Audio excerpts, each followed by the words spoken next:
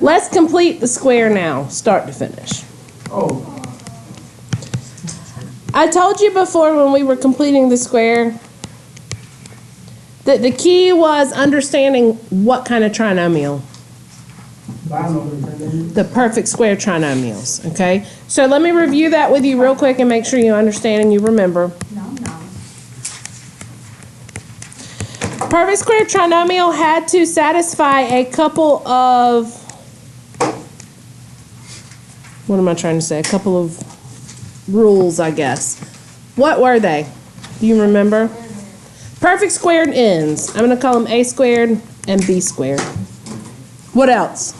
It had to be plus sign on The last sign had to be plus, and I heard Tanner say square dance, and he laughed, but he was absolutely right. But what is a square dance? What does that mean, that it has to square dance?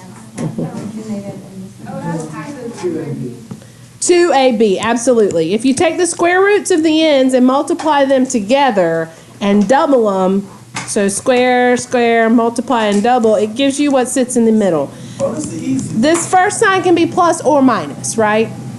Yeah. And it's easy because it factors as the square root of the first. Whatever that first sign is, I put plus or minus because it follows whatever it is. The square root of the last, and then you square the binomial. Yes? No? Do I need to go back and look at it? Last part. Okay. I'll show you an example without the variables. I got the rest of it. Yeah, we did learn it the other day. Wait, why did you A plus minus B? Because it just follows whatever this sign is. If this was a plus here, then this will be a plus. If this was a minus, this will be a minus. It was on the second. Yeah, he's talking about the equals, after the equals. Because whatever this one is, this one's going to be the same. Did we do that earlier? Yeah. Oh. Like, for example,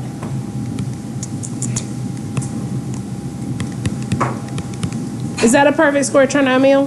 Yes. Yes, it satisfies all the conditions we just talked about. How does it factor? You, oh,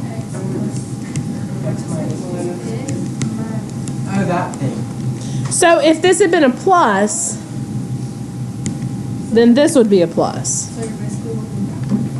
Yes, we're factoring it, but we're doing a shortcut factor, yeah. Yeah, shortcut. Now, we also talked last week about solving quadratics when you only saw x written one time. So, for example,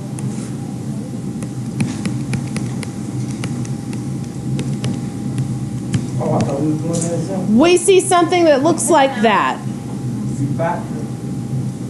We can solve that for x, right? And we talked about we use Sad milk.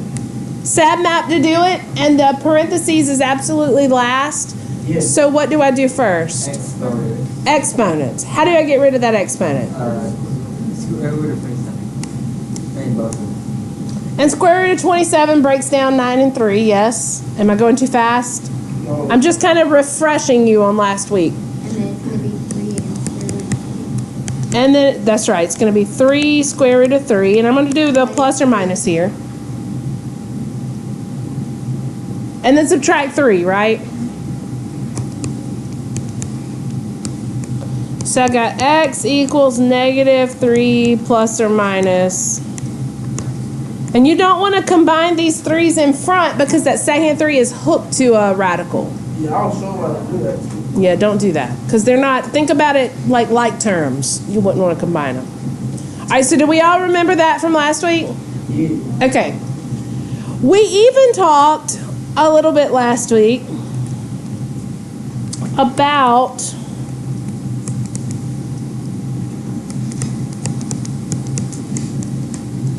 filling in the blank here to force it to be a perfect square trinomial. Do you remember how we did that? How did we find a good C? To find a good C, it's b over 2 squared. Right. So what would the good C be there? 25. 25. So if that question mark was a 25, then that would easily factor as what? x plus 5. Is it all coming back to you? Yeah. Okay. Right. Am I going too fast? That is an example. Yes, I'm still reviewing you on what we did last week. And then we're fixing to pull it all together.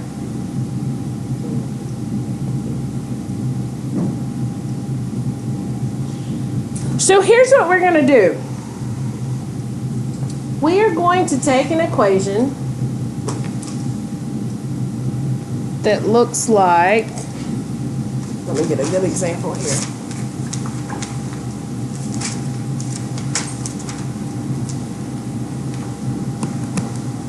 This.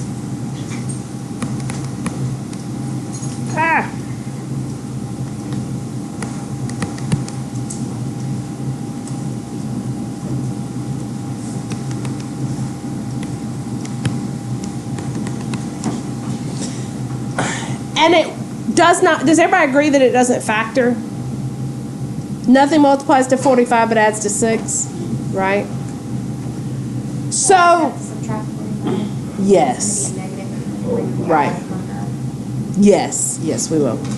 So I want you to think with me for just a minute, because the only way right now that we know to solve a quadratic that looks like this is to factor it and set each piece to 0, right? Because I see x written once or twice. Twice. Golly, geez, I can't even talk. All right, so what I'm going to do, and I think we played around with this a little bit last week. We just didn't take it from start to finish all the way. We're going to first determine whether or not this is a good C or a bad C. Okay? Good C means it makes a perfect square trinomial. Bad C does not make a perfect square trinomial. So if you look at it and it's not even a perfect square, then right off the bat it can't be a good C, right? But what we're going to do is we're going to move the bad C and we're going to force in a good C so that we can solve it easily. So I'm going to do, y'all like a step chart to do something so you can go back and look? Step 1, step 2, step 3. Yeah, I know what you're talking about. Yeah. Did I do this before when we did completing the square? Step chart? I don't know about this. That's what you did before. Okay. I'll do a step for you then. I'm going to pause this to get... All right, your first step, and it doesn't apply to this one, but if I didn't put this in here, you wouldn't ever know to do it. Always check to see if you have a leading coefficient, because you cannot do this with a leading coefficient. What's a leading coefficient? A 2 in front of everything. A what? And a number in front of the thing. A number in front of the whole equation. One that's hooked to the squared term. Okay? So if there was a 2 here or a 3 there, that's a leading coefficient.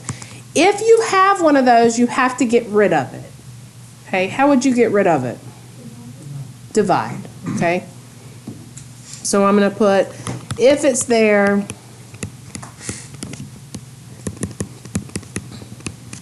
divide everything by that.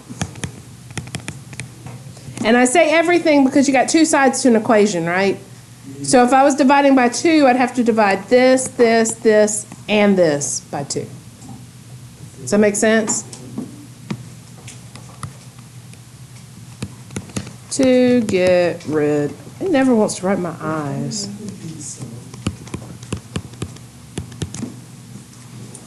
So it's like all one word. There should be of it. All right. It looks terrible, doesn't it? Oh, fit. All right, so once you've checked that, my first step is to check your C.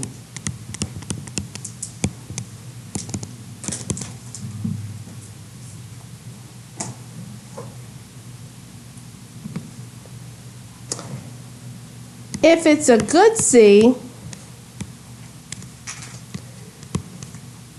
skip to step 3. If it's a bad C, you need to move it. And we did do this a little bit last week, I remember. So my question to you is that a good C or a bad C? Bad. Bad. So I need to move it. How do I move it?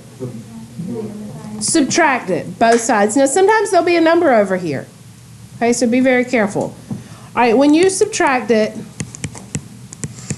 leave a little space here.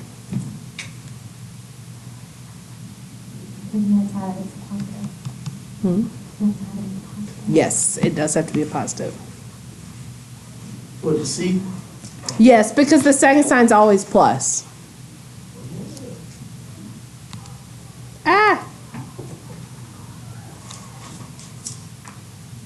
All right. Now we need to find a good C.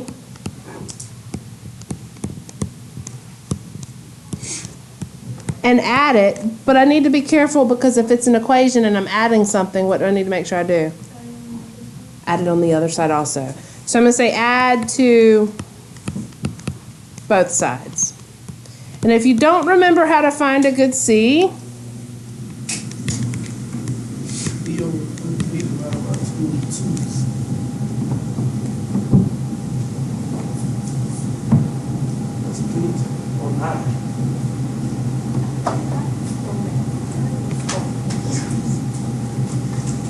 all right, so over at my example, and I'm color coding the steps to go together, but I'm scared I'm gonna run out of room if I don't.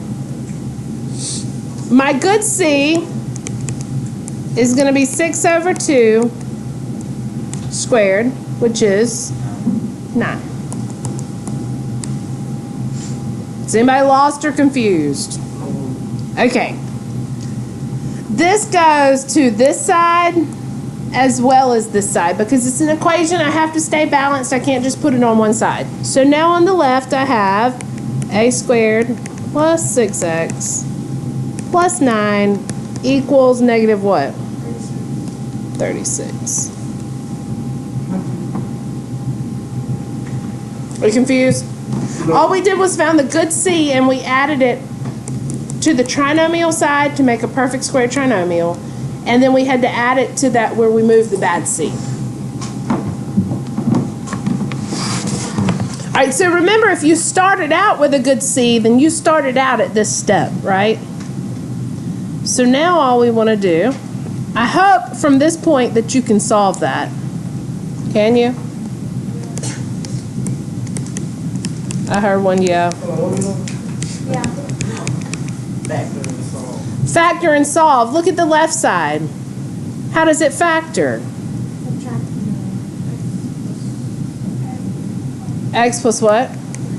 3 squared. Now that looks like something you can solve, doesn't it? Absolutely. Square root. What's the square root of negative 36? 6. Close. Yes. Dang, I keep forgetting that stupid sign. That and the I. Don't forget the I either because of the negative. You gonna use an I? If it's a negative under the radical, yes. And then, so negative 3 plus.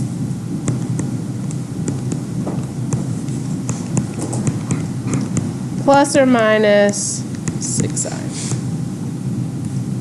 Now, please understand what we've done. We've taken an unfactorable quadratic and we have solved it for x. So we found where it does what? Good job. Crosses the x-axis. We found the 2 zeros, which in this case are imaginary. So think about those scenarios we talked about with zeros of a quadratic. It can cross 2 places, it can cross 1 place, or it can cross none. This is one of those that isn't crossing on your normal Cartesian plane. Does that make sense to everybody? Cartesian plane. We're gonna learn how to graph it next time. Graph what? Yes. No, we're kind of skipping over imaginary graphing. It's not a very hard concept. And she just said we're gonna skip over, so apparently it was the way that. when you graph these, you use like the x-axis as the real number axis, and you use the y-axis as the imaginary axis. So you'd really be plotting. It's like plotting the point negative 3, 6 when you plot it. So there's not a lot to it. All right, let's do an example, then start to finish, and see if you understand.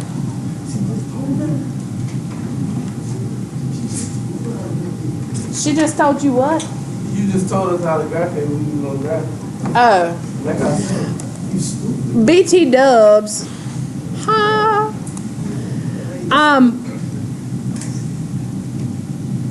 If I came back to this x plus 3 squared equals negative 36.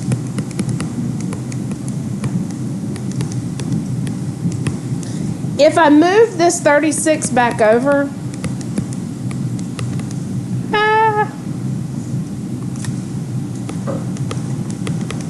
what was my original equation?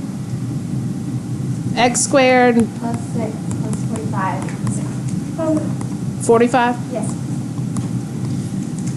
This is standard form.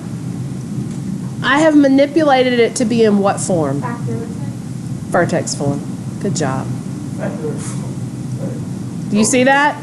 Factored, if I factored it, then it would be an intercept form. It would have the 2 zeros there.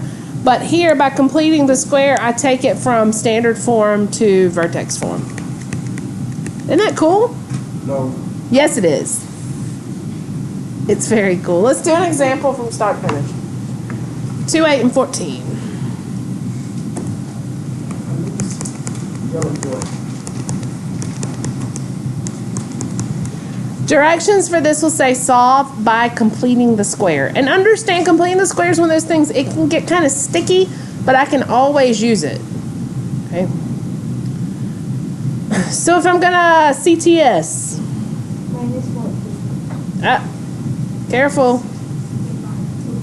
Divide, absolutely, that means complete the square. Divide everything by 2 because before I can begin, I need to make sure that I do not have a leading coefficient, right?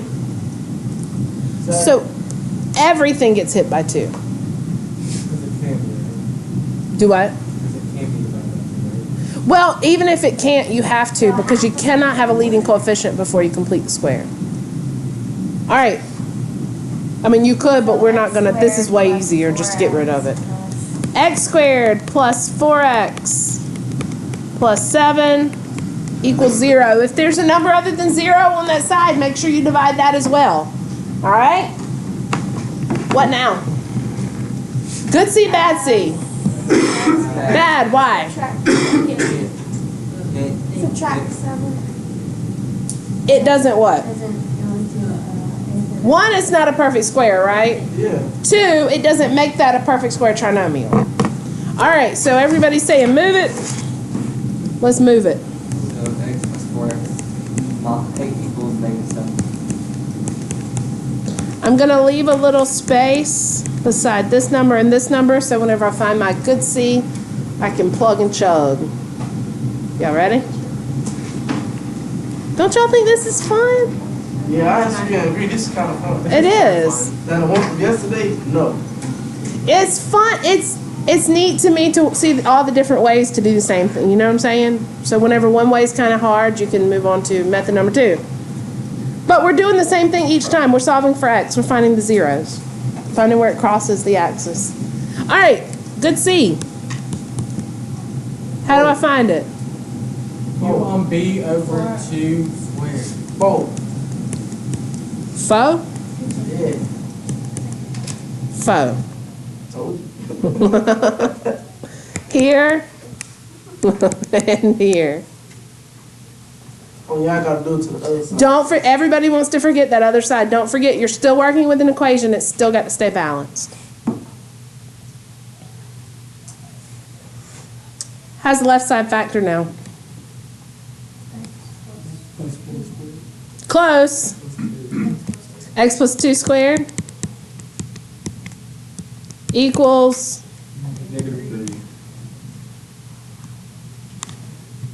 3. now what? Solve it for x. Factor and solve.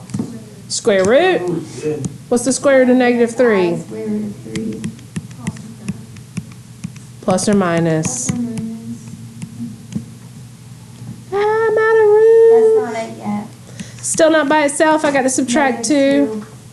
I'm going to have to write the answer over here. I apologize. So x equals negative 2 plus or minus I root 3. There is your answer. That is perfectly acceptable. To leave it like that, the answer is a complex solution, and there is nothing wrong with that. Yes or no? What you think? Yes. You want to do another one? I'm fine. No? Good? Y'all sure? Huh? That's all we're doing today. See how much easier it is now? We went back and filled in all those holes and... Yeah, I'm very thankful for Okay. What time is it? 1 o'clock. All right, so here's what we'll do.